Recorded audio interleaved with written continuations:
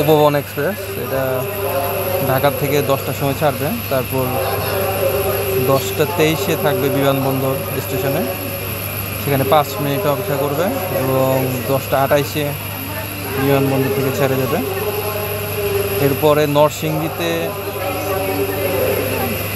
2 মিনিটে একটা ব্রেক দিবে। নরসিংদীর পরেই হচ্ছে ভৈরব বাজার, এরপরে আর কোনো ব্রেক নেই, একদম ডিরেক্ট শায়েস্তাগঞ্জ। ব্রাহ্মণবাড়িয়াতে কোনো স্টেশনে থামবে না। শায়েস্তাগঞ্জে আর একটা 3 মিনিটের ব্রেক থাকবে এবং এরপরে স্টেশনটাই হচ্ছে শ্রীমঙ্গল, সেখানে 2 মিনিট। রাত 2টার সময় 2টা 9 শ্রীমঙ্গলে পৌঁছাবে। সেখান থেকে ভানুগাছ যেতে যেতে আরও 21 মিনিট। ভানুগাছে 2 মিনিটের একটা ব্রেক। এরপর শামশেরনগর, কুলাউড়া, বরমচাল, মাইজগাঁও হয়ে সকাল 5টায় সিলেটে পৌঁছা যাবে। এই